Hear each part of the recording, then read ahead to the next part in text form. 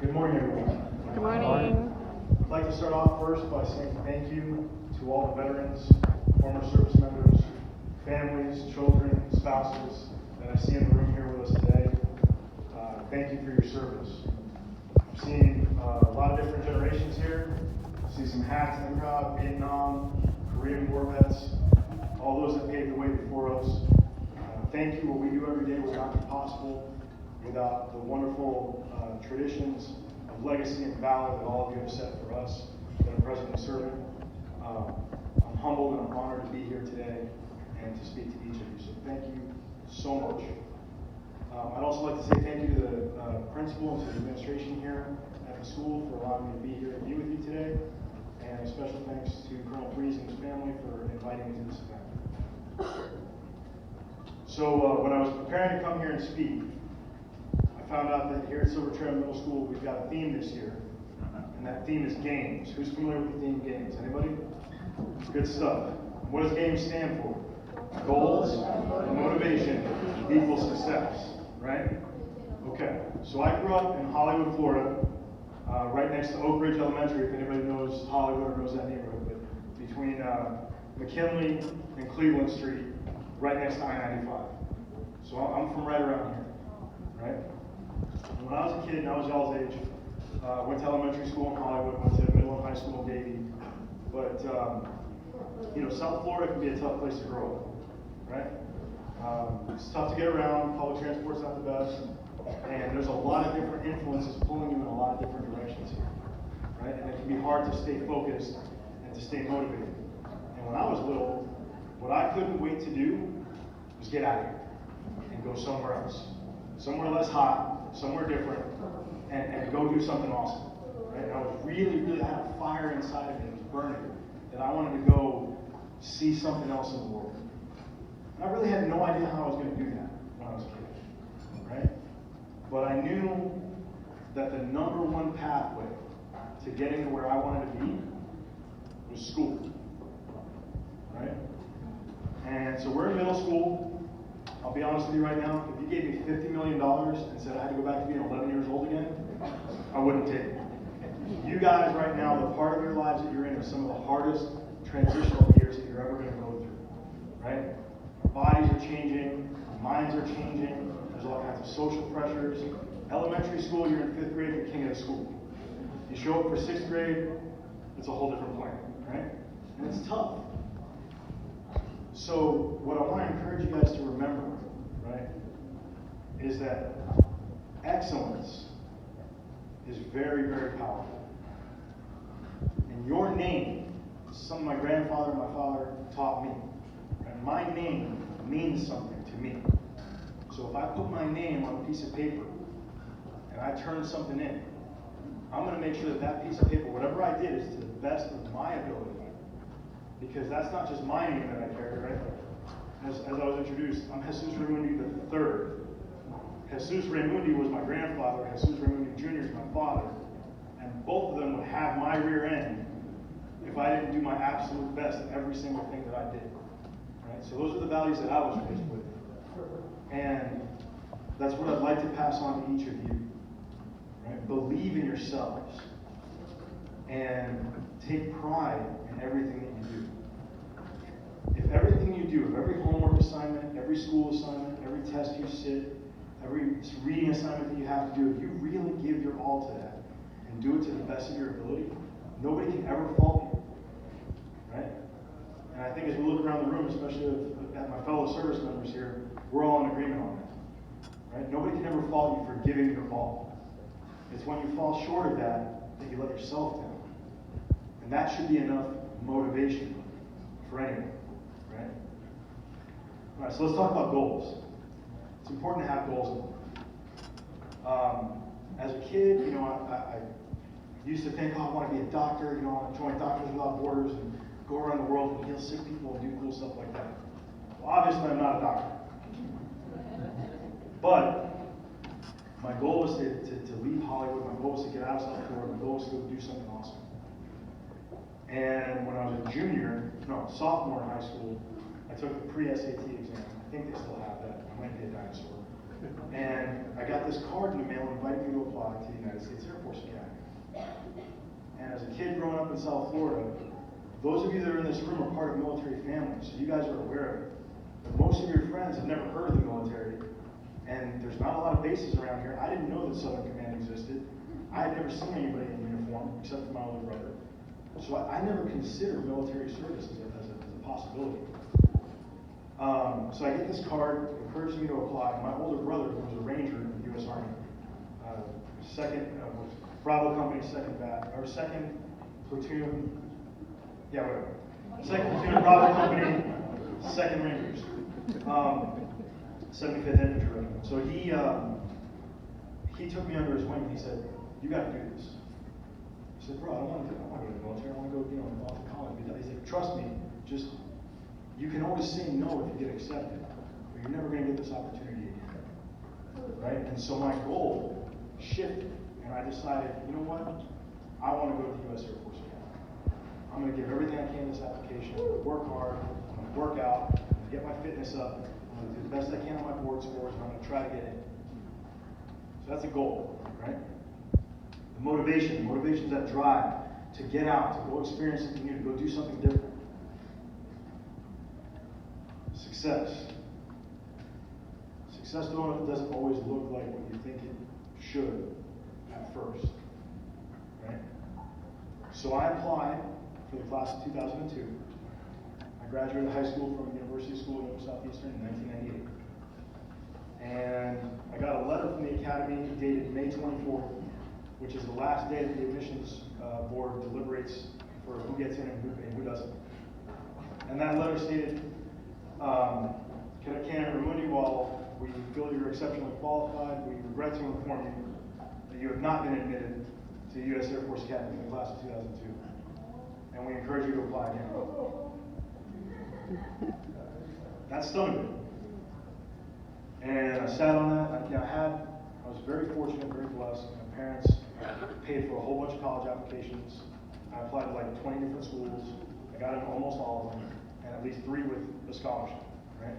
And that's because I used to hit the books really, really, really hard, because I knew that was my ticket out, right? The kid that has straight A's gets to punch their own ticket. If you're floundering around D's, C's, F's, your options are limited, right? And so I knew that school was the ticket. So I had some options. But I still had that goal in my heart, and I had that motivation that I wanted to, when I finally learned what it was going to be like to serve in the Air Force, I was heartbroken when I didn't make it. So I think about it for a while. I accept another application. I accepted my admittance to Fordham University in New York. I was excited to go live near my extended family. And I get back from orientation at Fordham, and there's a voicemail on my mom's answering machine. And this is, I'm sorry, I'm talking like a dinosaur. That thing you hold in your hand, it used to be a machine. That was like on a desk, and it had a cable attached to it with tapes. And that's how you got the answer, the messages. I'm old. That voicemail was from a lieutenant, the admissions officer of the Academy, Lieutenant Smith. I haven't heard from him in months. He says, "Hey, Monday, listen, I got an opportunity for you. We want to offer you an appointment to the Air Force Academy Preparatory School, and I need you to know your answer as soon as possible." And the message was 5 days old. So I called Lieutenant Smith back right away. I'm freaking out. And I was like, "Sir, is it still available?" He said, yes, it is available. I need your answer as soon as possible. I said, "Well, how much time can you give me?" He says, "I'll give you 24 hours. So I got to decide what I'm going to do with the rest of my life in 24 hours. I call my swim coach. I don't want to talk to my mom, right? My mom's going to tell me what to do. I'm not going to talk to my dad because my dad's going to make up my mind for me. I'm not going to talk to my brother because he's been beating me up this whole time about what I need to do, right? I need to talk to somebody I can trust. So I call Coach Nicole. I said, "Coach, here's the thing. This is what I'm thinking about." He starts laughing at me so loud that I have to pull the phone away from my ear. And again, my feelings are a little hurt. I'm like, I'm scared. I'm 17. This is the toughest decision of my life, the biggest thing I'm ever going to do. You're laughing at me. Why are you laughing at me? And he says to me, "Jesus, only you know what you've been working for all this time." right? You know what you want in your heart. You know what your goals and your hopes and your dreams are. I'm not going to make up your mind for you. He gave me the best advice I ever heard in my life. He says, make your decision. Once you've made it, don't look back. So I sat there with that ring in my ears for a minute. I hung up the phone and I thought about it. And everything I'd done in my life up to that point was preparation for something. And the reason why I chose to say yes to that opportunity is, if you're given the option in life between the easy road and the hard road, my prayer for each and every one of you youth here in this room, take the hard road. That's where everything in life of value comes from, right? From struggling, from strife, and from persevering through that. I would never get another chance to go to the Air Force Academy. But if I flunked out of the academy, I could turn around and call one of those coaches at another school and say, hey, you guys still have a slot? And finish out. So I said, you know what, LT, please send me the papers. Best decision I ever made in my life. So many doors were opened up for me by just saying yes to an opportunity. And mind you, that was an opportunity where I was going to go to school and do college level courses for a year, but get 0 college credit. Right? Because it's like a junior college. One of the ways the Air Force uses that is, you guys have heard of the football team, the Air Force Academy, I'm sure, maybe seen them on TV. Well, we can't redshirt freshmen because you only get 4 years there and then you got to go. So we use that as a way to recruit athletes and they don't burn college eligibility. So I didn't get any college credit. So all my peers are going to finish their first year of school and I still won't even be a freshman. But at the end of it, if I finish and I succeed, I'm in. And that's what I chose. So the reason why I say that is, obviously I'm standing here before you today. You know, I've been on active duty for over 17 years.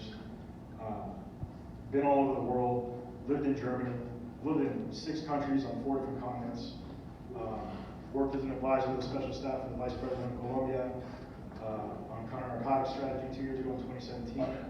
Worked as an air advisor, advising the Afghan Air Force and helping them build their communications capabilities.